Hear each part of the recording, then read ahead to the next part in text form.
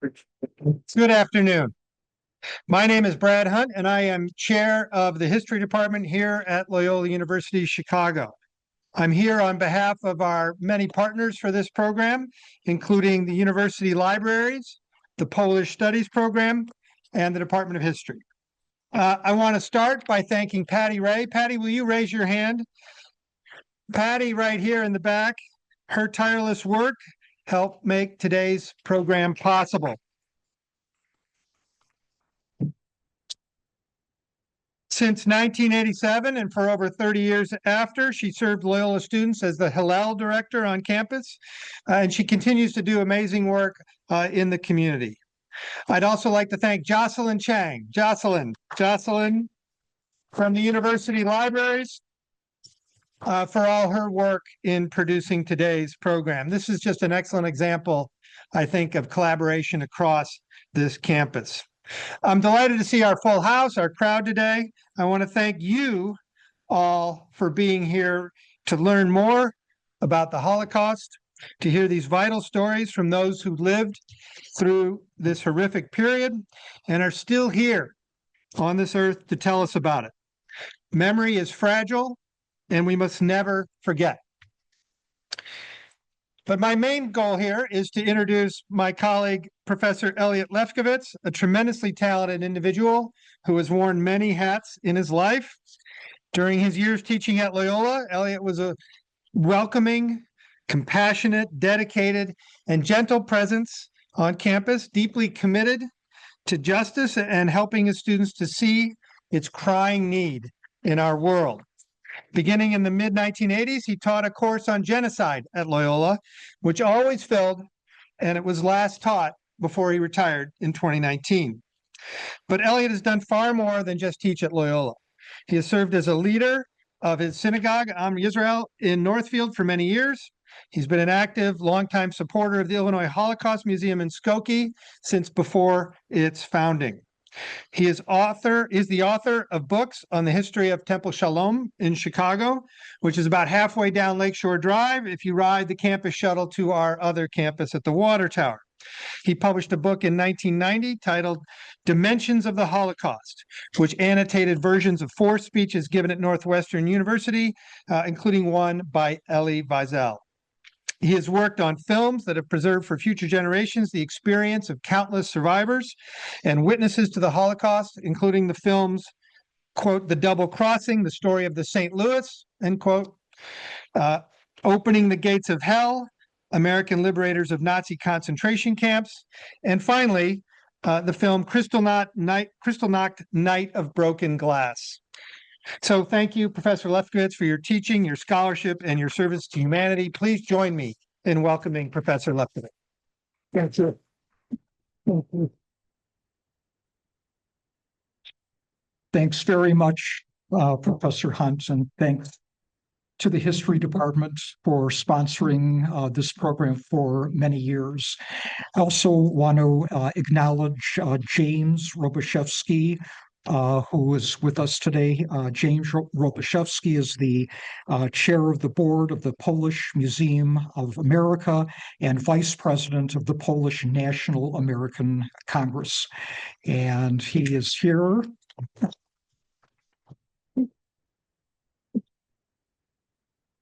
in honor of our honored speaker today, Professor George Otto.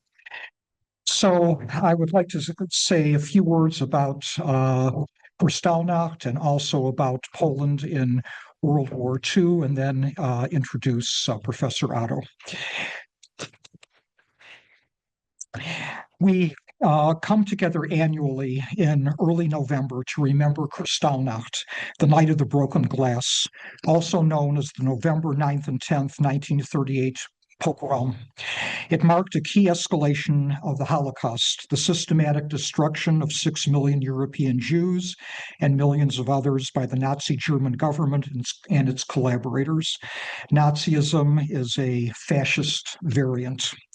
The Holocaust is now several generations past, but it must be remembered for what it can teach us about the darkest side of our fellow human beings and how a government can dehumanize an outgroup and mobilize a modern nation's instruments of repression against such a targeted group. The Holocaust provides a striking example of how obedience to a malevolent authoritarian, greed, terror, depraved indifference, and a murderous ideology can bring about the death of millions. And the Holocaust serves as a stark reminder of the hatred known as anti-Semitism, the longest hatred and the longest conspiracy theory. It's now, unfortunately, more mainstream and widespread. The current threats include Holocaust denial and distortion, minimization, the spread of harmful anti-Semitic stereotypes and wild conspiracy theories, the normalizing of Hitler and Holocaust references, and the substitution of the word Zionists for all Jews, making it easier to justify violence against them. The roots of the Holocaust go back centuries in Western civilization, but its immediate cause came into being when Adolf Hitler, the charismatic, ideologically obsessed, anti-Semitic demagogic leader of the Nazi Party, legally came to power in Germany on January the 30th, 1933. Hitler and the Nazis then set about subverting what remained of German democracy by curtailing civil liberties, muzzling the free press, inaugurating a concentration camp system, passing a bill allowing Hitler to rule by decree, and creating a one-party state. Hitler and his minions then set about Nazifying the army, the police, the judiciary, the universities, and the civil service. They incarcerated political enemies, burned banned books, and substituted might makes right for Judeo-Christian ethics and morality. The Nazis sought to create a Führerstaat, a leadership state, based on the Hitlerian cult of personality that demanded loyalty and obedience to the will and dictates of the supreme leader, the strongman. Hitler's primary obsession was creating a racially pure Germany based on pseudoscientific racist eugenics biomedical principles. Some in the United States and elsewhere at the time also embraced these principles. For example, in the forced sterilization of the so-called unfit. Hitler and his minions were also dedicated to the conquest of Lebensraum, living space for the so-called Aryan master race. Nazi goals were reinforced by unrelenting propaganda based on lie after lie after lie, and of course, big lies. From the time of their governmental takeover, the Nazis were determined to rid Germany of their chief ideological racial enemies, namely the supposed parasitic, demonic Jewish anti-race, allegedly engaged in a worldwide conspiracy against them by their presumed control of the governments of the Soviet Union, Great Britain, and the United States. In fact, the Jews constituted less than 1% of the German population at the time. Actually, it was 0.78% of the German population at the time, and had a world population of 16.5 million out of 2.3 billion in Germany. By the way, here it is more than 80 years later, and the Jewish world population today is less than what it was then. It's only a little over 15 million. German Jews were largely middle class, although there were a small number of very wealthy families, as well as many poor Jews. That they were somehow the prime enemies of the Nazis was simply delusional. The chief means used by the Nazis to deal with the Jews was forced emigration and the preaching of self-deportation. This was encouraged by legislation known as the Cold Pogrom. Cold Pogrom meant using the law to exclude and isolate Jews from political, social, and economic life. Some of these laws in the Cold Pogrom were based on Jim Crow laws targeting African Americans being enforced in various American states at the time. The key piece of Cold Pogrom legislation was the Nuremberg Laws, enacted in the fall of 1935. They deprived Jews of German citizenship, they made them subjects, and banned marriage between Aryans and Jews. Jews faced daily acts of humiliation and dehumanization. They were also excluded from the German civil service, from law, from journalism, from university professorships, from the military. They were barred from speaking on the radio, from exhibiting artwork, from attending festivals, from participating in local organizations. In time, all Jews in Germany and the areas it controlled were required to add the name Israel for a man and Sarah for a woman.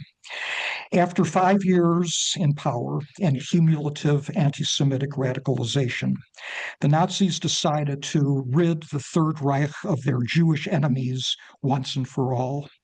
The need to do so at the time had become more pressing because Hitler had determined on war.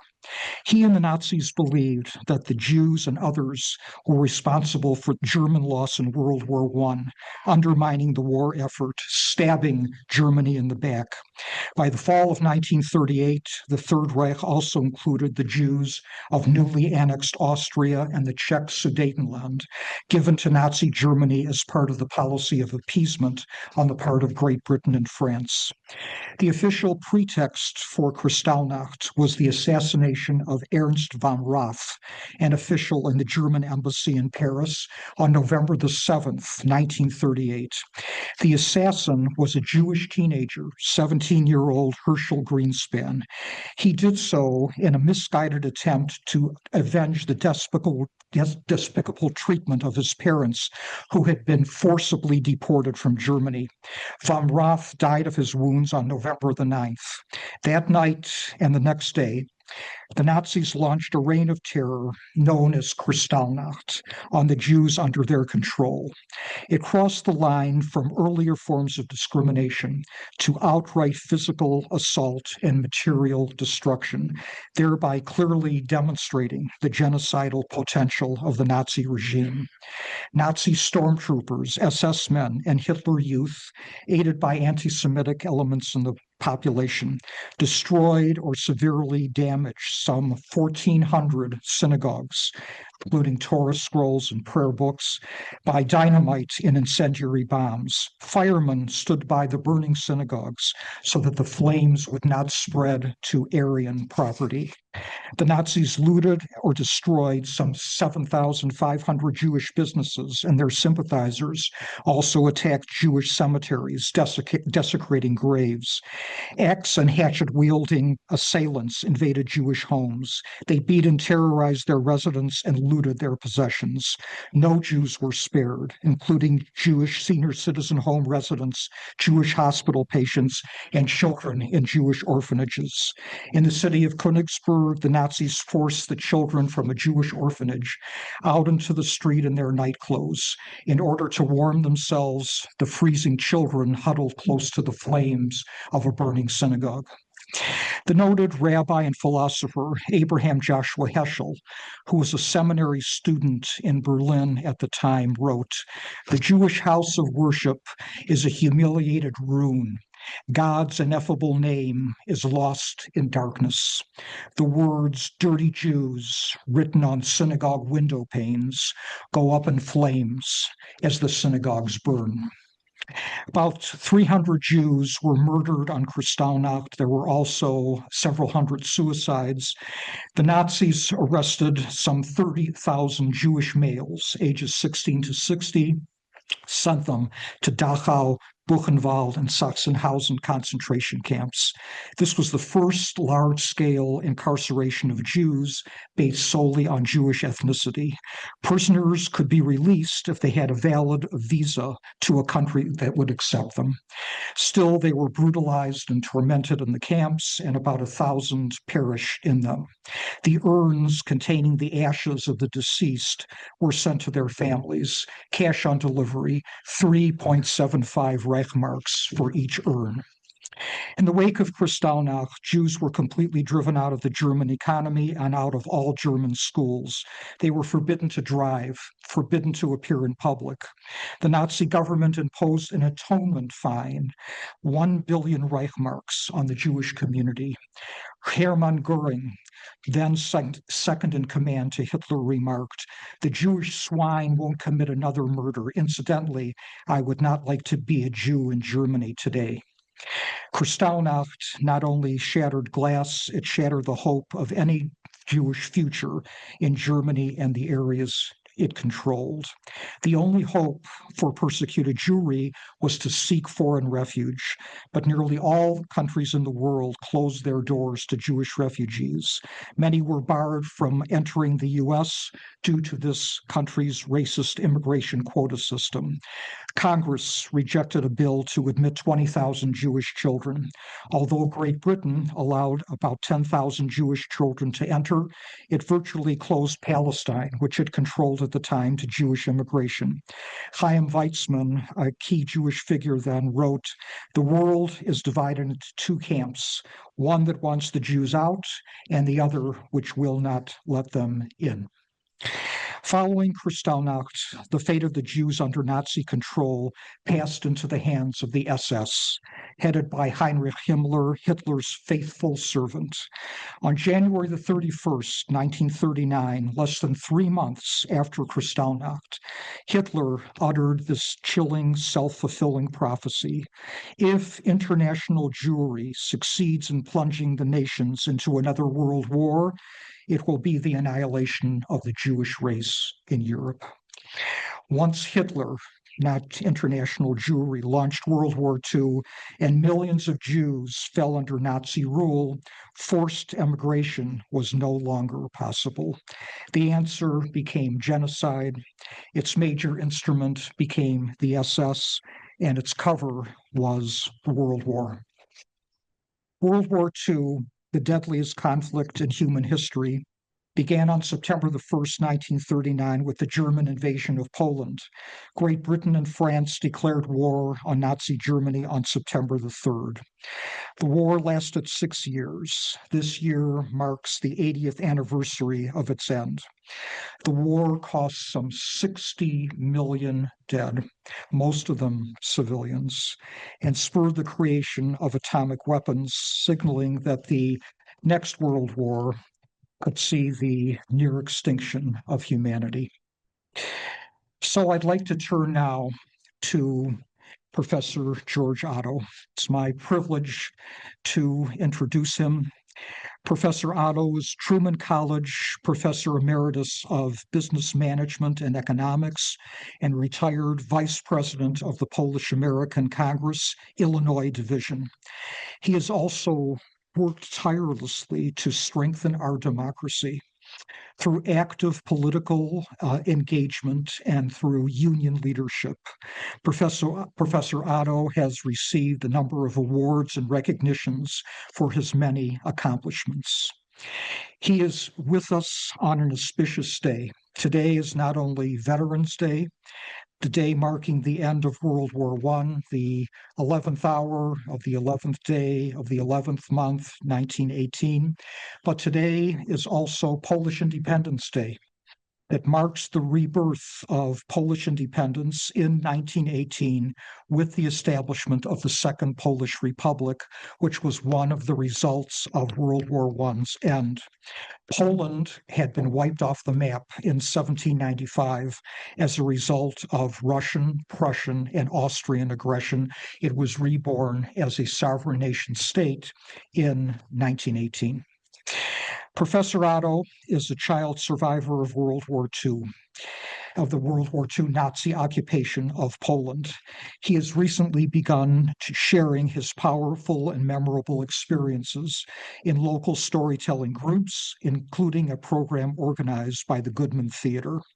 We are delighted that he has agreed to be with us this afternoon in conversation with highly regarded local journalist, fellow storyteller, and Loyola history graduate, Mary O'Connell. Following as a very brief introduction to Poland during World War II, which is designed to provide some historical context to Professor Otto's personal experiences during that time. Professor Otto was born in Warsaw, Poland, into a Catholic family on December 18th, 1929. He had a younger brother, Tadeusz, recently deceased. Professor Otto was 9 years old when World War II began. The British and the French, who had pledged aid to Poland in case of war with Germany, failed to help Poland in any meaningful way. The United States was neutral in 1939. The citizens of Warsaw endured the merciful and unrestrained German bombing of their city, but they, including Professor Otto's parents, heroically sought to defend Warsaw. He has searing memories of this unprovoked assault. In keeping with the Hitler-Stalin Pact, signed just before the German invasion, the Soviet Union invaded and occupied eastern Poland on September 17th, 1939. During their occupation, the Soviets murdered some 150,000 Poles, including 20,000 Polish army officers. Unable to resist these two totalitarian powers, Poland was overwhelmed. The war ended in early October 1939 with Nazi Germany and the Soviet Union dividing all of Poland. Hitler's plan for Poland was to annex parts of it to Germany and turn the remainder into a German vassal state whose supposedly racially and culturally inferior Slavic population would serve the German Aryan master race destined to rule the world. The Nazis kidnapped thousands of Polish children who fit Aryan racial characteristics due to their blonde hair or blue or green eyes. This was part of their Lebensborn, their Fountain of Life program. The children were sent to Germany for so-called racial indoctrination in order to become part of the master race. As we will see, Professor Otto was one of these kidnapped children. To eliminate Polish national identity and to thwart resistance to their rule, the Germans began to systematically murder Polish elites. Poland lost 60% of its attorneys, 45% of its physicians, 40% of its university professors, 30% of its scientists and teachers, 20% of its clergy, including several bishops, and untold numbers of journalists and artists. Hundreds of thousands of Poles were brutally displaced from their lands that were annexed to Germany and resettled by ethnic Germans. Tens of thousands of Poles were sent to Auschwitz, Stuttgart, Majdanek, and other concentration camps. German terror, spearheaded by the SS, the Gestapo, and the Waffen-SS military, was unremitting. It included sustained dehumanization, slave labor, and random massacres and executions. Poland was ravaged, looted, decimated. Nevertheless, in response to German atrocities, the Poles organized one of the most effective resistance movements in all of German-occupied Europe. It had both civilian and military sections. The largest of the latter was the Polish Home Army, loyal to the London-based Polish government in exile. The resistance drew support from all segments of Polish society, provided the Allies with valuable intelligence, and even organized a resistance movement in Auschwitz. There was also a Polish army in exile that fought courageously with the Allies in the Battle of Britain, in North Africa, in Italy, and elsewhere. Poland's Jewish community was marked for total extermination. Jews were first subject to random killings and tortures, then herded into ghettos where countless died from diseases and starvation. The largest Polish ghetto was in Warsaw, that at its height imprisoned about 450,000 Jews in a tiny, atrociously overcrowded, totally unsanitary area. Professor Otto's home was close to the Warsaw Ghetto. In April 1943, on the eve of Passover, the remnant of these ghetto Jews rose in armed rebellion against the Nazis and heroically fought for over a month in the greatest example of Jewish armed resistance during the Holocaust. In the Holocaust's final stage, Jews were sent to extermination camps where they were murdered by poison gas. By the end of World War II, the Nazis had killed at least 2 million ethnic Poles and about 3 million Jewish Poles. Half of those murdered in the Holocaust were Jews from Poland. In the summer and fall of 1943, the Polish underground increased its actions in Warsaw and elsewhere, followed by German reprisals. Their mother sent Professor Otto and his brother to a safer location in the Tatra Mountains in southern Poland. They returned to Warsaw in the summer of 1944. Meanwhile, the tide of battle in the Soviet Union turned against the Germans in 1943. The Red Army made steady progress, steady gains. The successful 1944 Red Army offensive brought the Red Army to the outskirts of Warsaw. Beginning on August the 1st, 1944, the Polish Underground Home Army, supported by the Polish government in exile, rose against the German occupiers in a brave but futile effort to liberate Warsaw before the Soviets could do so. It was the largest European underground military uprising in World War II. The Polish uprising lasted until October 1944, when it was crushed by superior German forces. During the insurrection, Stalin halted the Red Army's advance so that the Germans could destroy Polish resistance fighters and thereby more easily enable a Soviet takeover. In a brutal act of reprisal after the Germans had put down the rebellion, the Germans systematically destroyed what remained of Warsaw and deported those residents who had survived. Professor Otto was one of those survivors. He was deported to Czechoslovakia. The uprising is estimated to have cost 250,000 Polish lives. Soviet forces drove the Germans out of Poland and made it part of their empire. The war in Europe ended with German surrender in early May 1945. Professor Otto had no wish to return to communist Poland and escaped into the American occupation zone in Germany. Poland's borders, post-war borders, were significantly altered.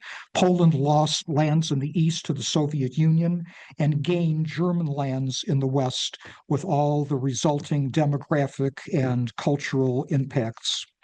Its brave struggle for independence and self-determination continued for several decades under repressive Soviet rule, eventually led by the Solidarity movement and aided by such legendary figures as Pope John Paul II and Lech Walesa.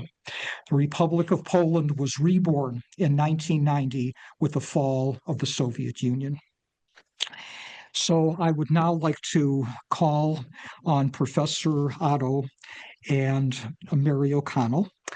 And as a backdrop to the conversation, we'll have, there we go, we will have a montage of Professor Otto's family photos. Thank you very much, Dr. Hunt, for that. Mary O'Connell and Professor Otto, and on the far left is Judy Parker. Judy is an actress, a storyteller, a local tour guide, and she assisted with this presentation. And after the presentation, Judy will help lead a Q&A. So we'll now turn to All right. Professor Otto. Who does it? Thank you. Can everybody hear me okay? Yes? All right. No, in the back. Not in the In the back? back? You okay? All right. All right. Well, thank you, Elliot, for the introduction. Of course, we want to acknowledge that today is also Veterans Day. It is the time when we commemorate those who fought and served and lost their lives in the defense of our country and in trying to address the kinds of things that Elliot was talking about there. So I just wanted to acknowledge that. George, let's start with your story in the summer of 1939. You were 9 years old. What were you and your family doing that summer? And did you have any sense that war was coming? What's your memory of how it started? I was born 1929 and grew up in Warsaw with my father, Edward, Maria, a mother, Leocadia, my younger brother, Tadeusz, and a maid and a dog. Father was some 20 years older than my mother. He was a train conductor for the famous railroad, the Orient Express. He would be away from home for a few days and back for a few days. My mother did not work and was busy volunteering, and she joined the Polish Army Reserve Women Unit training in military communications. Summer in Warsaw was near perfect in 1939. With school closed for vacation, we kids would chase each other,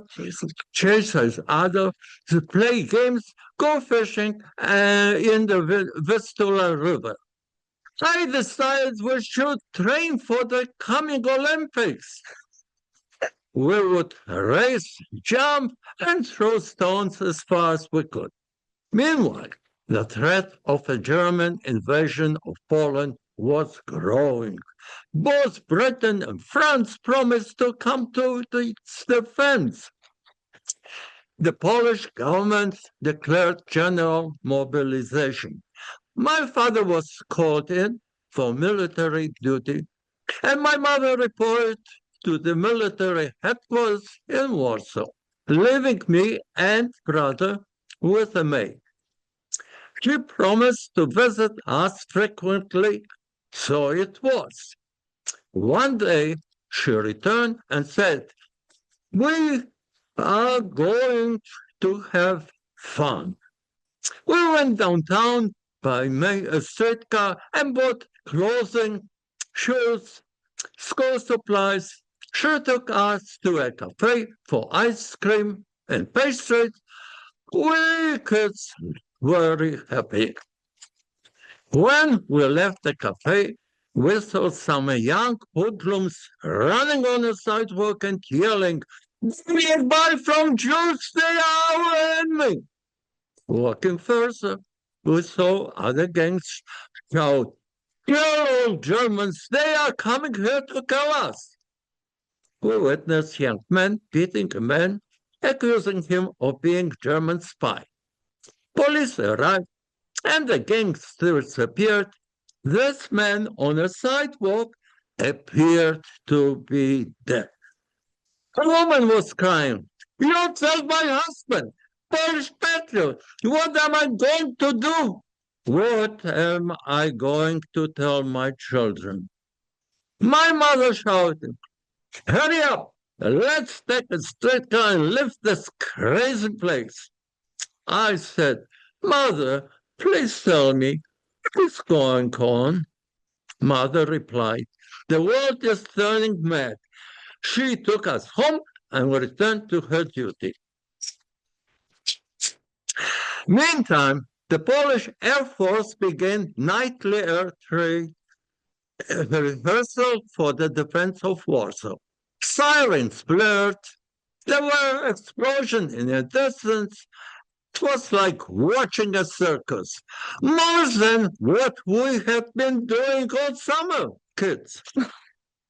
Citizens were told to seek shelter in the basement, but most of them ignored that. Instead, they were enjoying the last warm days of summer, attending movies, having dinner, doing chores. I overheard men discussing the possibility of war. The discussion became arguments, and the vodka took over, and the arguments turned physical. I said good night to the debaters, went home to sleep.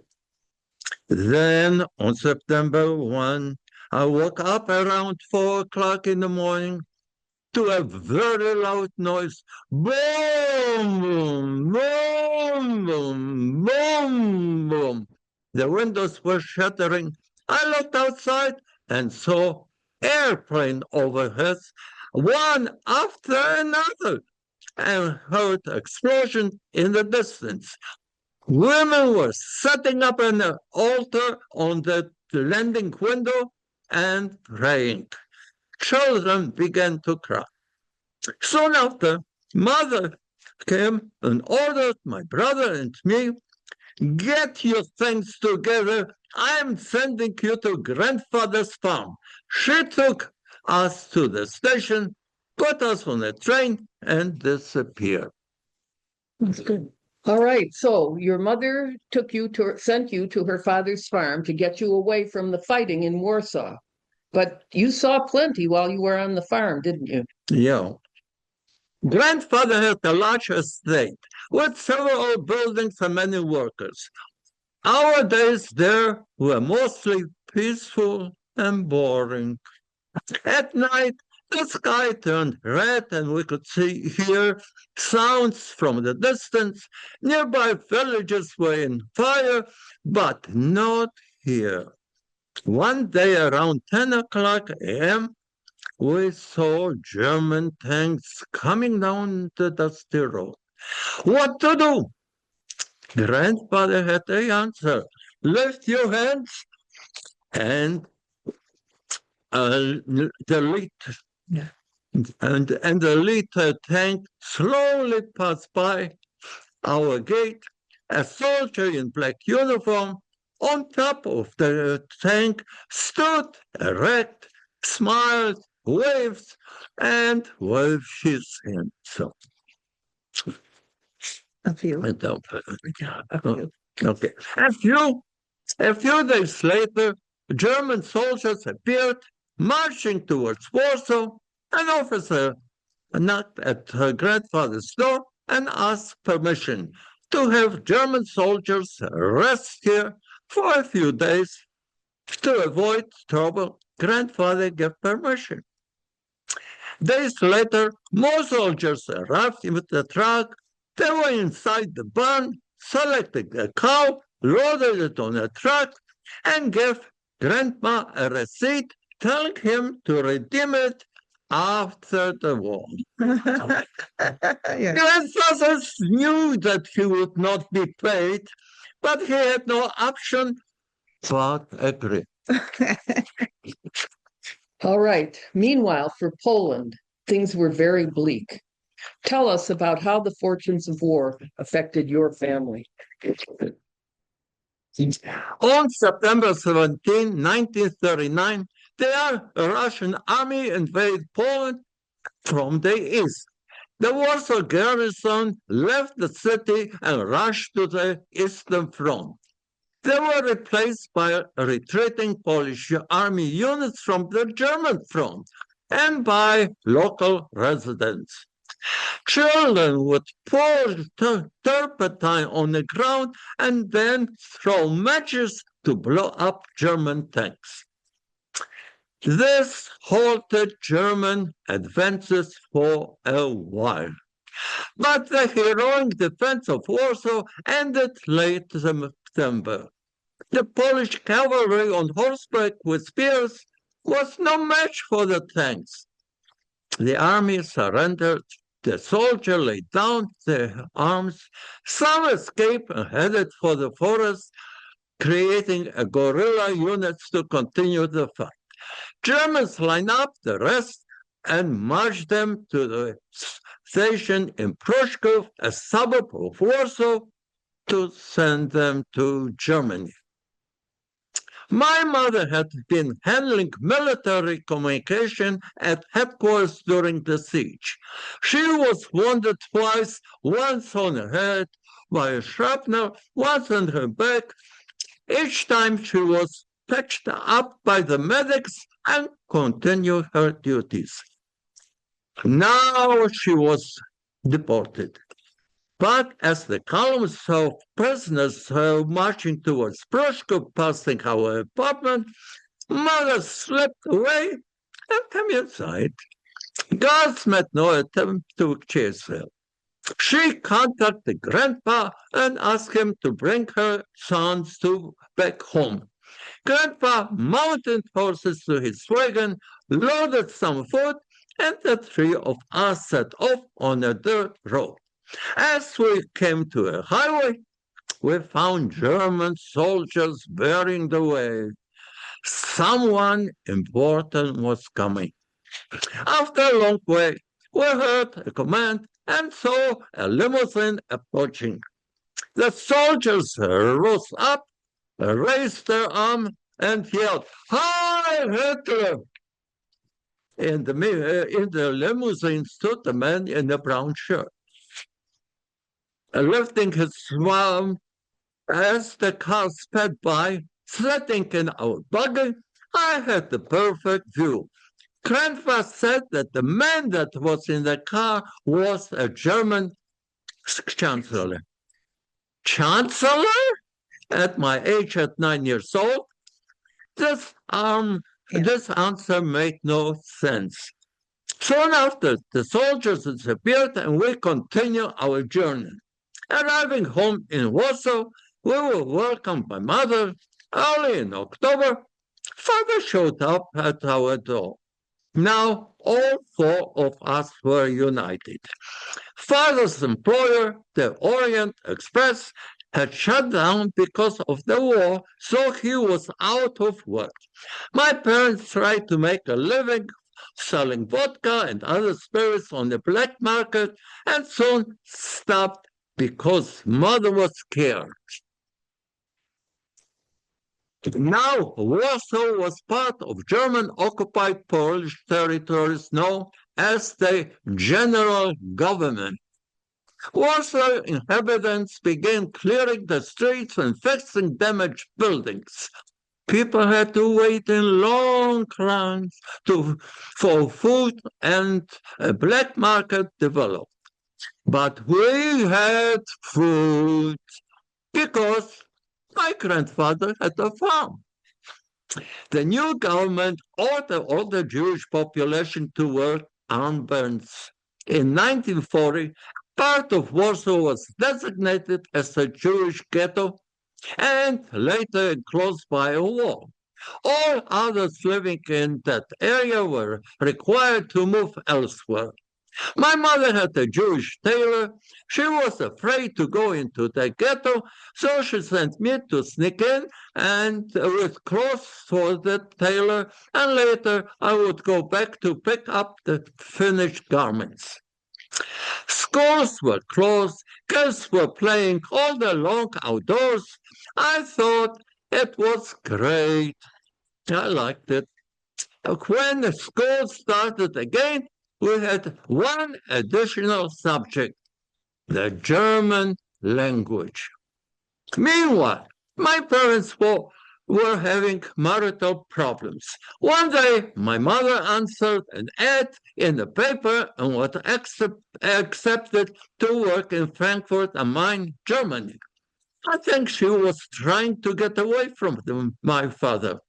She packed clothing, called me and my brother, and said, I am leaving you, but I promise to be back soon to fetch you. She kissed us and disappeared. So your mother is working in Germany, and then she comes to take you and your brother back to be with her. So tell us what happened next. And I want to tell people this is a part of the story that really gives you a sense of what kind of person George is.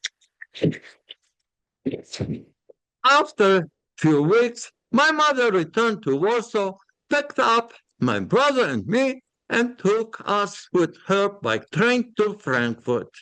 We never saw our father again. In Frankfurt, she had one little room with one bed for all three. She enrolled my brother and me in a local public school. We knew very little German, just that what we learned in school in Warsaw. At first, I could not communicate with anyone, but after 3 months or so, was able to keep up. After school, we would come home to an empty room. That was boring, so I ventured outside to explore the neighborhood. Nearby were large department stores where I would play with toys, ride the elevators up and down all day. I never seen anything like that back in Warsaw. We still had horse and buggies. But the arrangement did not work for my mother. So she placed us in a boarding school in the suburb of Frankfurt, Bad Homburg. The school building was locked at all times and the rules were strict. Anyone who disobeyed was punished physically. I had never been exposed to such a stern situation. My parents never beat me. Most Polish parents didn't. When I disregarded some of the rules, the administrators slapped me in the face. They pulled my ears. They beat me with a stick. That was too much for me. One day, when the door was temporarily unlocked, I slipped out and ran away. They never expected this. I borrowed a streetcar, having no money. I sat down next to an old lady and pretended to be asleep. The conductor did not disturb me. Back in Frankfurt, I went to mother's room. When she came home and found me, she was shocked. I recited my story about that nasty boarding school.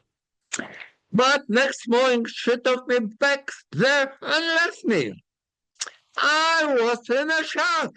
How could she do that to me? A few days later, I disobeyed again and was beaten again. The next time I found the door unlocked, I ran away again. This time, mother took me to a Catholic orphanage. That place was nice, the nuns very polite, the kids very friendly. However, we all had to get up at 5 o'clock in the morning, not to go to school, but to pray. I thought that was unnecessary. I should be sleeping, not wasting my time praying. So we walked to school, and that was fine. But returning to the orphanage before bedtime, we had to pray. Guess what? Again. So one day after school, I simply boarded a streetcar and went home to mother. But now she was fed up with me, I guess. I don't know. She did not know what to do with me, so she kept me. Hooray! Now I was happy living with her. That's what I wanted. In time, Mother found another place to stay, a little bigger, with a park nearby. She picked up my brother from Bad Homburg, and the three of us lived together as a family again. We would sometimes go to an outdoor entertainment area near the house. In the summertime, I went swimming in the river Main. In winter, we would ski. I enjoyed her living in Frankfurt by now, but during the Christmas holiday, 1940, despite my pleas, my mother decided to take us back to Warsaw, where she had found a new job in the Warsaw post office. All right, so you're back in Warsaw, but not for long. And this is an especially scary part of the story. Back in Warsaw, my mother sent us to a new school. One day, the classroom door opened, and in walked the principal, accompanied by two men. The principal said, "We have some visitors here. Please behave." One of the men began to walk to the aisles, observe each student, and pointed a finger at me. They all left, not saying a word. I imagined they were the detectives looking for a felon. A few minutes later, principal came back and whispered to our teacher. The teacher said, "George," followed the principal. I felt alarmed. What did I do he didn't like? I followed him in the office. One of the men introduced himself and began in German. By now I was able to understand. He said, "We are taking you on a trip." I asked, "What trip?" He answered, "You soon will find out." The strangers took me outside to a bus with many other kids inside. We took off, then stopped at two other schools. We all wondered what is going to be next. They took us to a former Warsaw armory. Inside, we were ordered to strip naked, led to a shower. When we returned to pick our clothing and get dressed, the whole room smelled very badly, awful odor. It was gas. We were told this was so none of us would carry bugs on our trips. We can see what the Germans thought of Poles. On the buses again, some kids began to cry for their parents. A man in charge assured us that our parents were notified and nothing bad would befall us. "You will like your new home," he said. We were put on a train, and in the dark, I and many others fell asleep. We came to a station, got off, formed a column, and marched on foot about a mile to our new destination. The place, called Bethlehemstadt, had once been a resort next to a forest. No other buildings nearby, away from civilization. A Hitler-Jugend lad, maybe 18 or 20 years old, was in charge of us. Each morning he had us run a mile or so in the forest, do exercises, and listen to propaganda. We had German lessons. At 12 years old now, I was the youngest of the group. But since I learned German in Frankfurt, I was often asked to translate. Then there were camp rules. Here we go again. I thought some of them were not necessary. I was warned of the consequences, and one day Surprise! I broke one of the rules and was physically punished by our youth leader. I began to look for ways to escape. That was normal for me. But I was living in the forest with no idea where to get home to Poland. So I wrote a letter to Mother. She came to the camp, talked to the administrator, and my physical punishment stopped. One day, a higher-ranking commission came to the camp to check up how their progress of converting us into Germans. They asked if anybody had any question. Everyone was afraid to respond, but I was not to be silent. I complained, especially about the Hitlerjugend teacher. After officials left, the teacher beat the hell out of me, but that was the last time. He disappeared soon after, and at the end, maybe he died on the Russian front. I hope so. Too bad. Okay, so your time in the Nazification program didn't last forever. And meanwhile, in Warsaw, terrible things were happening. Tell us about that. The battalion camp was liquidated in 1943, and I and other children were repatriated back to Poland. At the station, my mother ran and embraced me and kissed me. Many relatives came to celebrate my arrivals. I felt like a hero. I was happy being home. Mother informed me that times have changed in Warsaw. Jews in the ghetto, desperate being mistreated, obtained arms from the Polish underground and revolted against the German occupier. To put down the revolt, Germans fought fierce battle with the Jews in the ghetto, burning down the buildings with flamethrowers. Those Jews who survived were transported to concentration camps. Meanwhile, the Polish underground was active. They would enlist young girls to flirt with German soldiers. When one of the partisans would sneak behind and disarm or kill them to get their guns, they had no guns underground, not enough. The Germans retaliated immediately against innocent people.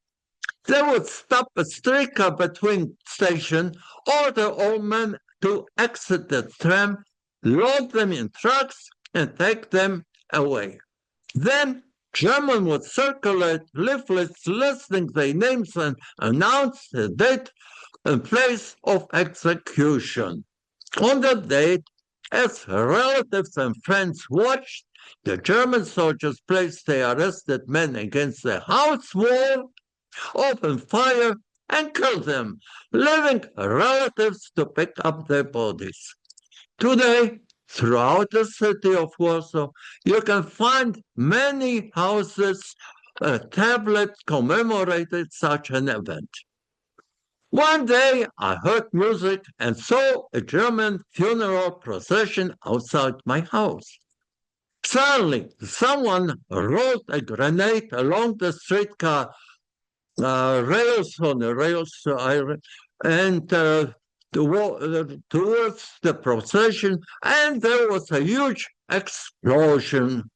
I ran out fast as I could into the house and closed the door. I knew if they saw my face, they would come and get me. Death was lurking everywhere in Warsaw. Mother started looking again and found a safe place for us. Private school in the high Tatra Mountains in Krakow. My brother and I enjoyed the school. On a nice days, we would climb, play games, take hikes.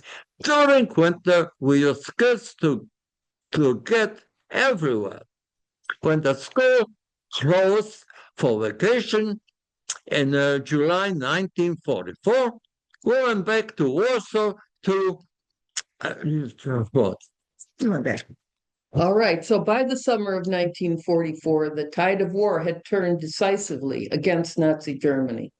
The Polish underground determines to drive the Germans out of Warsaw before the Russians could occupy it, because they really didn't want the Russians there. Tell us what you experienced and how, once again, you got separated from your family. The Warsaw Uprising began in August 1944.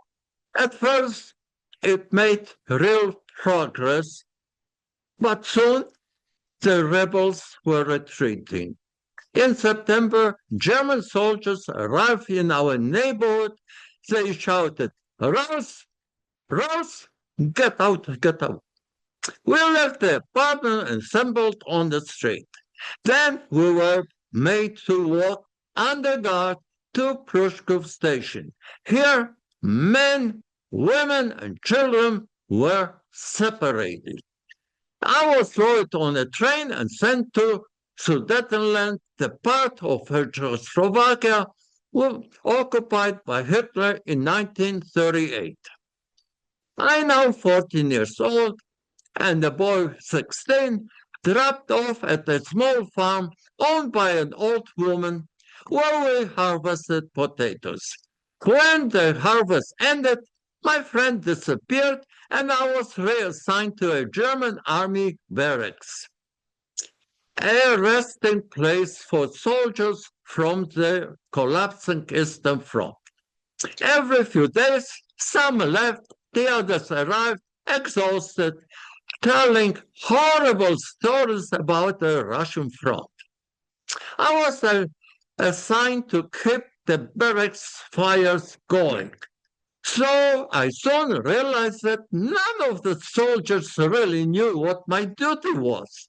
So I would sneak out, take a train to Prague or Pilsen, check in with the Red Cross, and offer to help distribute food to German soldiers in transit.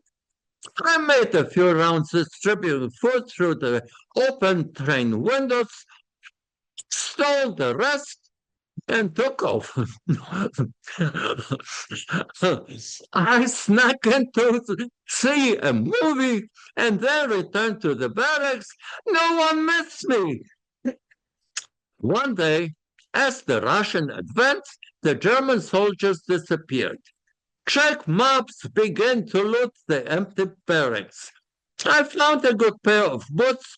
I took off my old boots, completely worn out, put on the new one, and left. Having heard bad stories about Russian rule in Poland from the grandfather and mother, I decided to head towards Germany. On my way, I found a deserted house in a nice resort area called Babylon and started staying nights there, sleeping on the floor.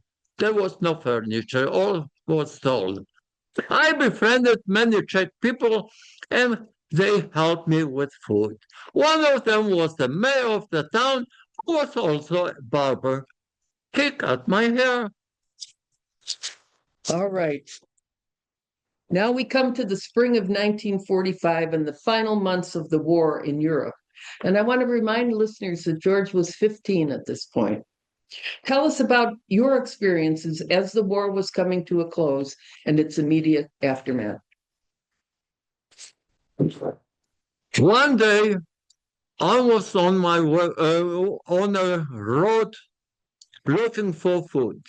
I heard a machine gun firing and saw United States Air Force planes attacking a train marked with Red Cross signs, with empty shells falling all around me. When I got to the train, I found many German soldiers injured or dead. There was nothing for me to do there. I didn't care. They didn't have food for me, so I continued walking to town, enter a bakery, and beg for bread. The woman behind the counter finally gave me some, and I started back to Babylon. Next house where I was staying, I saw another U.S. Air Force plane attacking two German trucks. I ran to the trucks and found them full of food. Soon people appeared and began to help themselves. I joined them, taking chocolates and canned foods. The Germans on the truck who had survived the attack stood by, shocked, not saying anything. Maybe a day or two later, a U.S. Air Force plane struck a freight train. Again, hungry people rushed up and helped themselves to the food inside. I took 5 pounds cans of sardine, a big box of bread, and a 5-pound of honey. Another day, I took a canoe from the resort and out on the lake. Suddenly, shells were falling around me, lifting a geyser probably 50 feet high, and that fish was all around me in the lake. So, a few hours later, I heard a roar from the highway and saw U.S. tanks. Behind the tanks was the infantry on foot. Hooray! At this time, this happened very quickly. All this. The war ended on May 5th, 1945. In Babylon, U.S. Army tanks parked in front of 2 huge resort hotels, kicked out the occupants, and took over.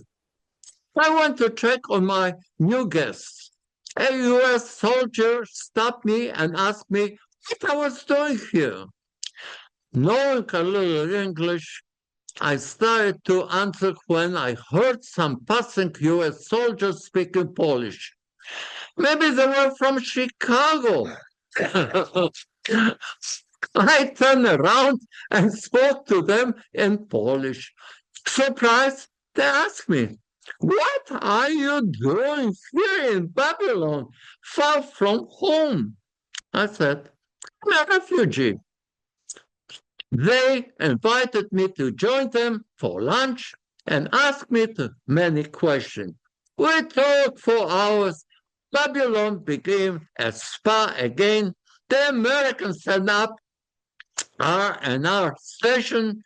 I went there every day, watching movies and playing ping pong with the GIs.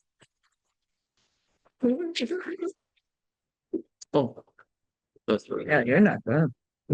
Meantime, Czechoslovakia had become an independent country again.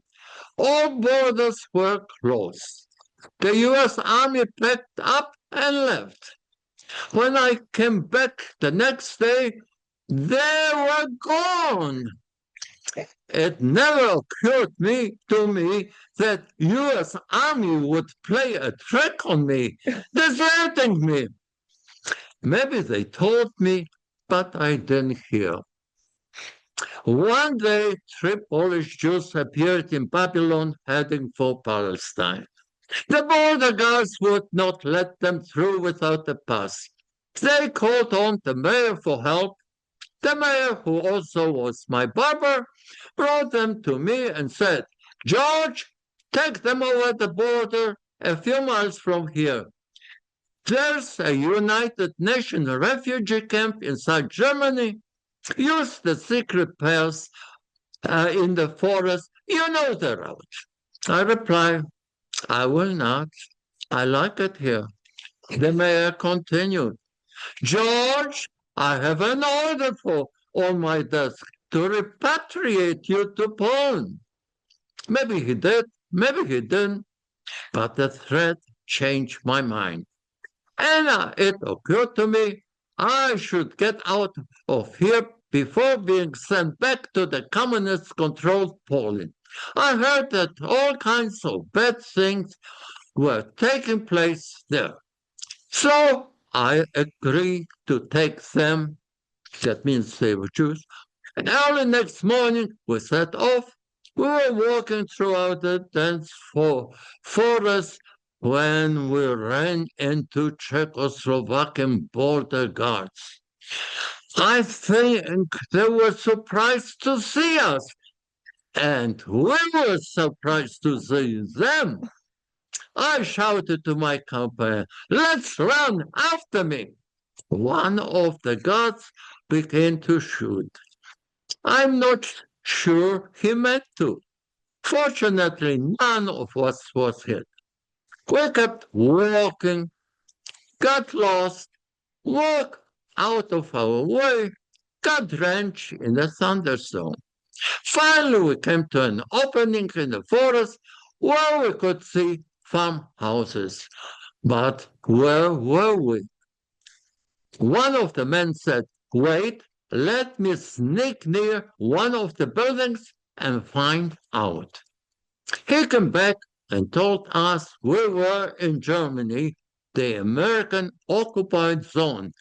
Hooray for trace! We knocked at a farmhouse door.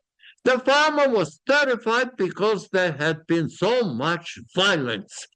But we told him we just wanted a place to sleep and some food. He let us sleep in the barn, fed us, and the next morning sent us off in the right direction. We arrived at the United Nations refugee camp in the evening, had a shower, and a nice dinner.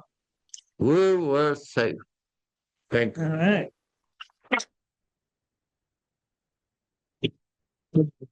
Yeah.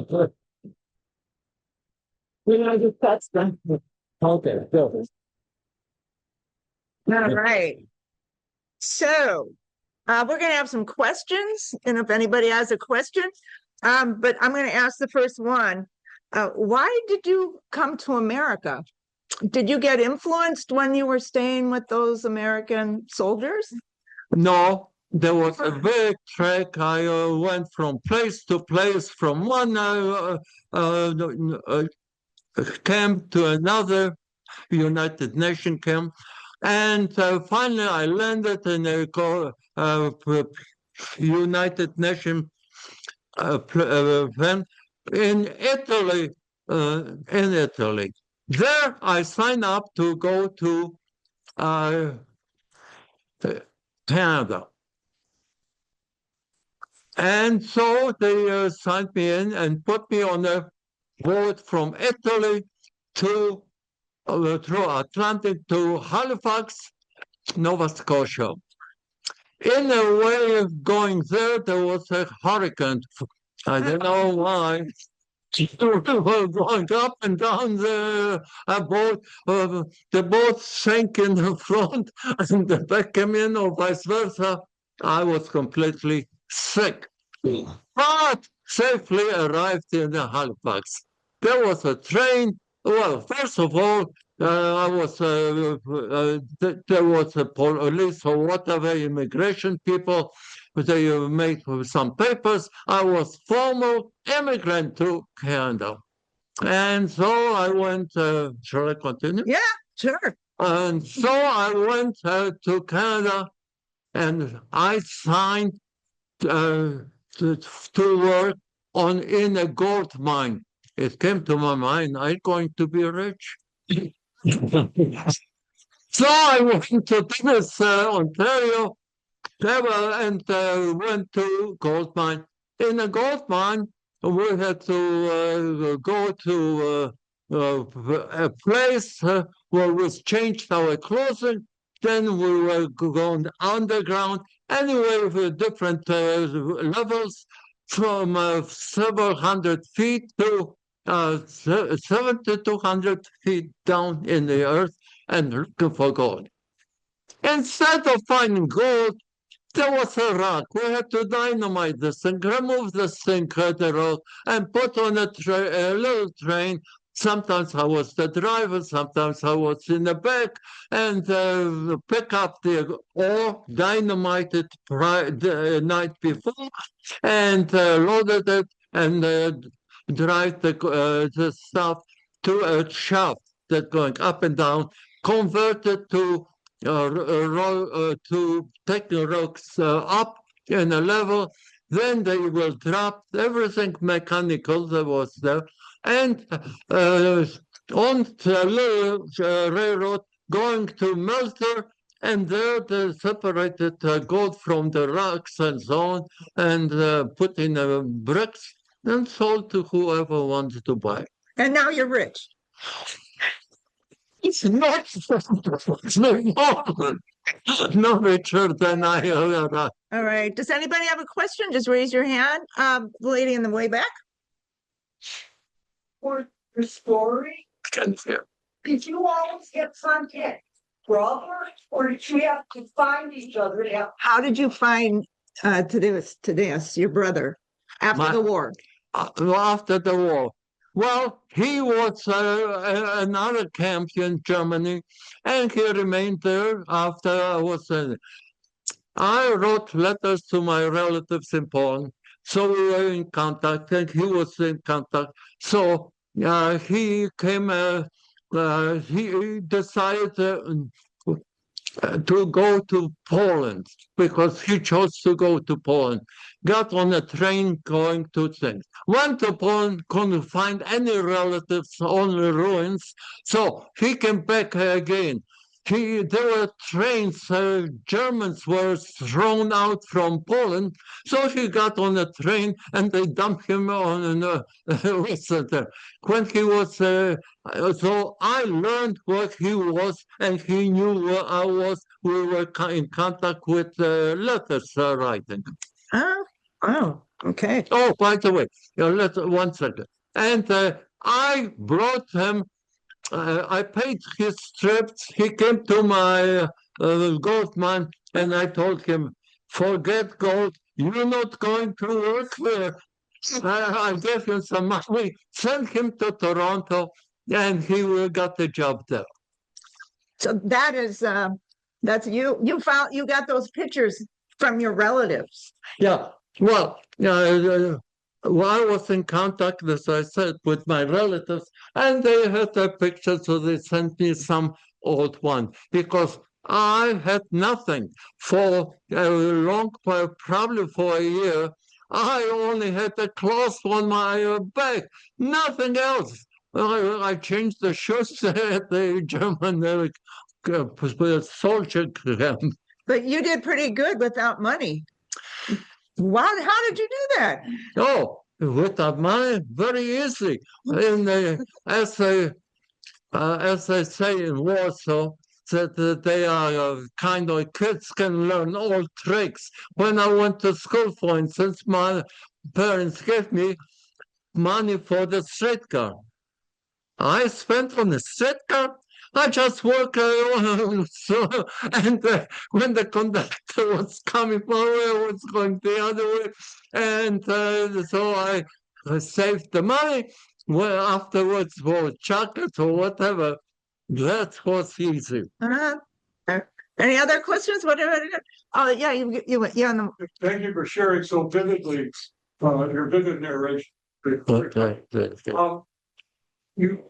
You were aware, like with the liquidation of the Jewish ghetto in Warsaw, of this treatment and murder of Jews. Were there rumors of mass extermination of Jews? Did you hear any rumors like that? Did you hear any rumors after of mass exterminations in the concentration camps? Did you hear about that? Yes, I did. But I didn't recognize, I didn't care. When I was immediately, after Germans came in, a cousin of ours well, not immediately, maybe as a month, few, 2, 3, 4. The cousin was standing on the street, and when Germans were going up and down, he was yelling at them and cussing them. So they grabbed him, and he landed in Auschwitz. And soon after, some bugs came in, powdered, and they said that he died of whatever, and he was gone. Ah, oh, oh my goodness. Okay. Did your mother survive the war? Did your mother, where did you meet up with your mother after the war? After the war, well, the situation is she was in Dresden during the attack. They came to Dresden and other things, and they were bombing the zone. She survived this thing and was there. She was writing letters to my relatives. I was writing to my relatives, so we kind of found ourselves. I discovered that she was in Canada in the eastern provinces there and doing something. So she, when she learned where I was, she came in oh, by the way, I told you I was in Toronto. She came to Toronto and we united in Toronto. Wow, wow, wow. Stay there? Did your mother stay there? Did she continue living in Canada? She continued to live in Canada and she died in Canada because from Canada, there were some problems with me, my problems with education. And Canada, at that time in Toronto, there was only one university. I applied to get on there. They said that I was a good candidate, but unfortunately, they had to cut off, and I was cut off. I got angry. Oh, no. And I told to my buddy, one buddy, and he said, look, they don't want any DPs. They are English and Scottish, Welsh, whatever it is. They don't want you because there's not enough place for everybody. So I got angry, went to Toronto, US things, and want to go to the United States because one of my friends told me, you're never going to be admitted to the university. Go to United States. You can have a choice. So that's why I applied and I got. In 2 weeks, I was surprised that I got a permit to go permanently to United States. By now, I was married a lady and had a child. Right here. Yes. This guy here. And letting him in the back seat, took some things, sold others or gave away. Well, some of them for my mother-in-law, she took whatever I left and came to Toronto and landed. Somebody told me there's a large Polish community here. So I drove things, the Polish circle, that means Ashland, triangle. And see the sign saying for rent. So I went there and rented a room on Beach Street in Ashland. I don't know if you know that. And that was not the Polish area, that was Puerto Rican area, but you didn't know nothing. And we had no furniture, nothing. So we slept on the floor. So I got a job at International Harvester and came one day home. Furniture was in the house. My wife went and discovered you can get it for nothing. What? All you have to do is sign the paper. I said, well, how were we paid? But that's okay. I changed job. I immediately applied to get the junior college or whatever, Chicago, and took courses and went to Roosevelt University, got a bachelor's, a master, go to IIT, got two PhDs. So that's not the end. That's not the end. I thought the teachers, the professor had a good job. So what did I do? I applied to it, and I had some help from the teachers inside. So I applied, and I was a professor. I got promoted. Things, and I joined the union. All right. And they elected me president of the union. I led 3 strikes. Against Josh, oh my goodness. yeah, let's and well, I then from there on, I was applying for all kinds of things from the great U.S. government or schooling, because I read you can get this, that. I got Heinz Fulton job. What? Fulton, Right. yeah, program. And I was sent to Poland visiting all the universities. So we wandered for 6 weeks. Took the one Loyola and the Gdańsk and Poznań and a few, and Warsaw, of course. And so I was there. Then I got another year. I got an opportunity.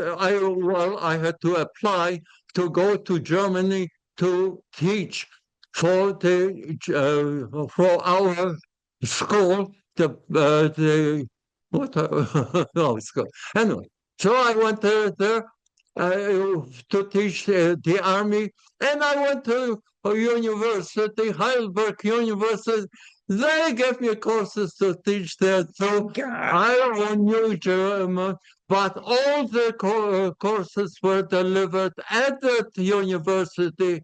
Guess what? English. Because the students were from, I don't know, probably from up there, anyway, from all over the world, including American students. Oh my goodness. So, George, you are a smooth operator. I learned. I know. I got experience. Yeah, when you would say you would be staying in a house, you would just go in and you'd be in a house by yourself.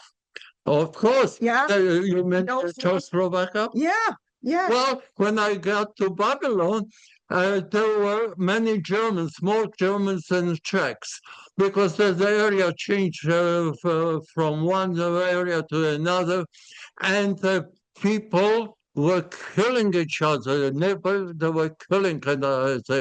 So when I was from Timmins, Domaślice, to that Babylon, houses were completely empty. So I chose one. Nobody was there because the Germans either were killed or they were run away to Germany 10 miles away. Not difficult, few hours they were over the border. So I was staying there. I never changed any clothes because the only clothes I had was on my back. I was an easy transporter. And how did you eat when you were by yourself? When I give you one example. I went when that shooting at the Domaślice Timmins was. I went to a bakery, as I mentioned, and I went and I asked for some bread. I'm hungry. Give me bread, something to eat. The lady said, "Are you crazy? You don't have any coupons or whatever." Rations. I said, I added, I don't even have the money to pay for it. So they say, out you go. I went, there was a chair. I went and sat down. They asked me a few times, to get out. I didn't move. Finally, they gave me some breath and say, get out. I said, thank you very much. Anybody got a question? Yeah, you right there. Thank you very much for sharing your story, and you're a blessing to us to be here and share it. When you characterize what you saw in that youth camp, the Nazification camp, The Hitler Youth Camp, the camp with the Jugend. The big camp. to propaganda, how did you as a 12 or 13-year-old, how did you recognize it was propaganda? Remember when they'd make you stand up in line, like you'd have a lineup after you in the Hitler Jugend. He made you run, exercise, and then you stand. You mean the school that converted me to things? Well, so what is the question about the school? No, because she was saying that. How did you know it was propaganda? Well, it was obvious. It was obvious, but I was the only one who could understand. But they gave us teachers to teach German and history, and that the guy with the uniform, the 20-year-old, he thought he was a god, and he was things. So he had, yeah. So he had to do it. Yeah. So. And I knew, recognized propaganda because they were teaching how great Hitler was and this and that and all kinds of things. Most of the students wouldn't understand. They never know what they were talking about. Anybody? Question? Well, I just want to tell you, because we are supposed to learn our history so that we don't repeat it. And, George tells his stories and it's very important to him. I just want you to know that he's a big protester.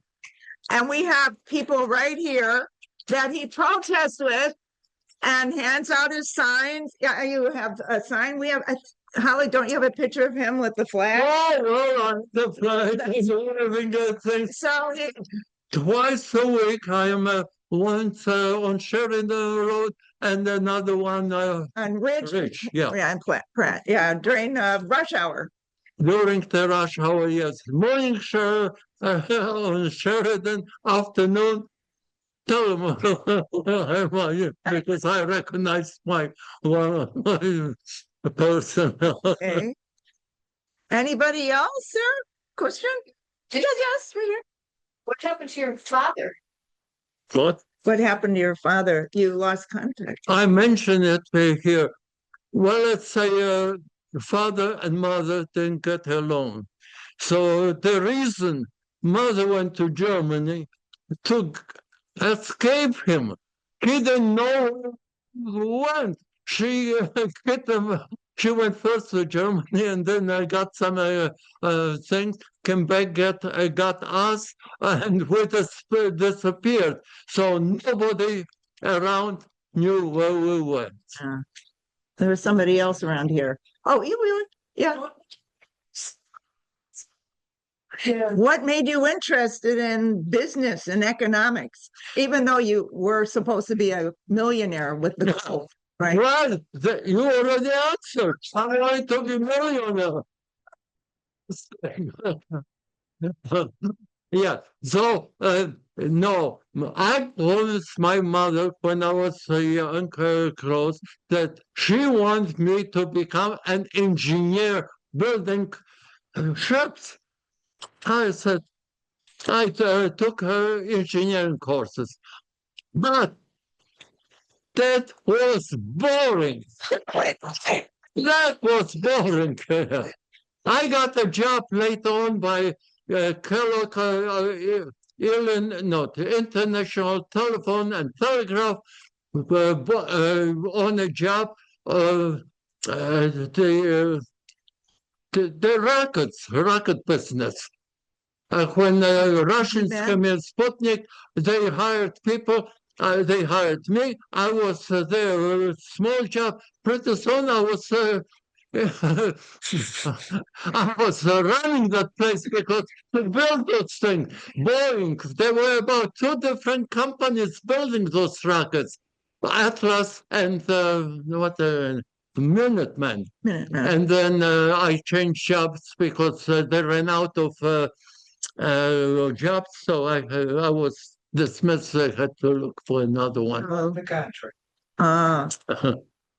George, oh, there's a, okay, question? Yeah. My pleasure. I wanted to, bring info about the call visibility. Uh-huh. The one is on Friday, you shall confirm, but more fun. No.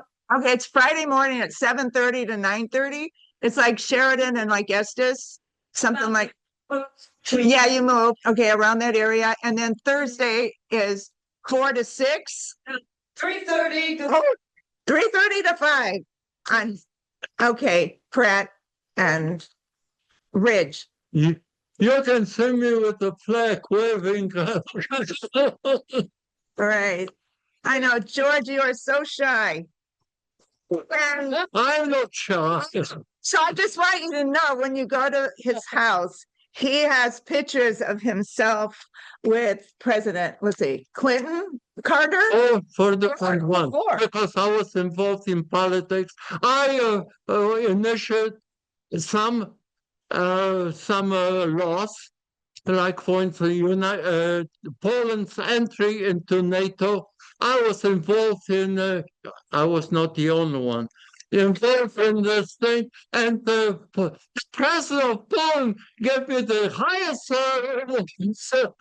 for my job because Poland was admitted to NATO, and you know who runs NATO? U.S. So he has Figures pictures you with know. Lech Walesa Yeah. and Nancy Nancy Pelosi, Pelosi, Jan Schakowsky, Jan Jan Schakowsky. Schakowsky, Mayor Washington. Mayor Washington, Mayor Daley. Dozens and dozens more politicians. I was just well, Yes, that's right. Yeah. George Herbert Walker Yeah. Bush. Okay. Yeah. I had with one of the president. I was in a room alone with his wife and my wife, and we were for half an hour talking there privately. The guards were outside the door. All right, thank you. Oh, wait. I have to. So and Congress, Illinois Division. Uh-huh. Polish American Congress, Illinois Division, Ewa. Come, I cannot hear very well. Sorry. Dzień dobry, hi. Ewa. Polish American Congress Illinois. Do I know you? Yes, you know me very well. I'm working with Dr. George for quite a few years in Polish American Congress, Illinois Division. And just this year, he received from Polish American Congress, Illinois Division, Right. Legacy Award. I am the vice president, first vice president there. But this man, in his age, he's helping us so much. Even preparing for anything, setting up tables for anything. At his age, I mean, it's something else. Okay. Thank you. I enjoy the arts. Okay, read him, heritage, you have an announcement, the board is not at all. That's a good. No, that's. Very much.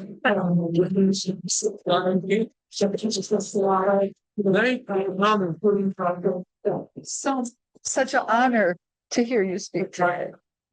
It was such an honor to hear you speak.